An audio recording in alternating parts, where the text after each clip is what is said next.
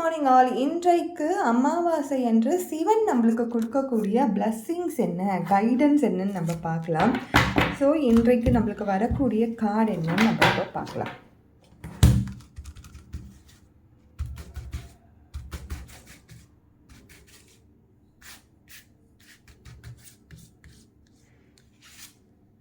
So இதுதான் நம்மளுக்கு வந்திருக்கு.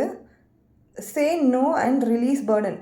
ஓ சூப்பர். இந்த கார்ட் பார்த்தீங்கன்னா ரிலேட்டடாக வந்திருக்கு பாருங்கள். Over burden, say no and release burdens அப்படின்னு வந்திருக்கு. எப்பயுமே அமாவாசை, நியூ மூன் டே இதெல்லாமே பார்த்திங்கன்னா ரிலீஸ், அதாவது நம்மளுக்கு ஏதாவது பிரச்சனைகள் மேனிஃபெஸ்டேஷனில் பௌர்ணமி அன்னைக்கு நம்ம மேனிஃபெஸ்ட் பண்ணணும் அப்படின்னு சொல்லுவாங்க.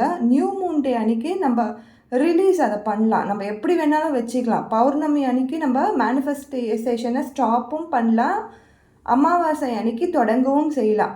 ஸோ ஏதோ ஒரு விஷயத்தை நான் எனக்கு பேர்டனாக இருக்குது அப்படின்னு நான் சொல்லும்பொழுது, எனக்கு ரொம்ப கஷ்டமாக இருக்குது அப்படின்னு சொல்லும்போது சிவன் பாருங்கள் என்ன சொல்கிறாரு. சே நோ, இல்லை எனக்கு இந்த கஷ்டம் இல்லை, இது என்னுடைய கஷ்டம் கிடையாது, என்கிட்ட அந்த கஷ்டத்தெல்லாம் ஒப்படை, நான் பார்த்துக்கிறேன். So say no to burden and release burden அப்படின்னு இருக்காங்க.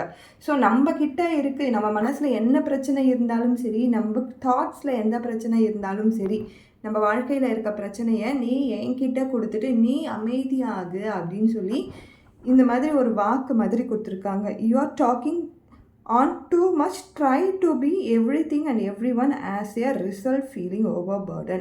நம்ம என்ன பண்ணுறோன்னா, ஒரு பிரச்சனையாக இருக்குது அப்படின்னு ஒரு பிரச்சனை வந்த உடனே அந்த பிரச்சனையை பல்வேறு நபர்கள்கிட்ட சொல்லி புலம்பிகிட்டு இருப்போம்.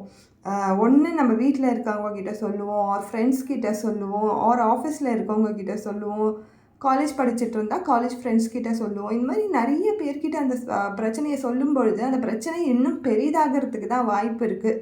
அதில் இருக்கிற ரிசல்ட் வரவே வராது.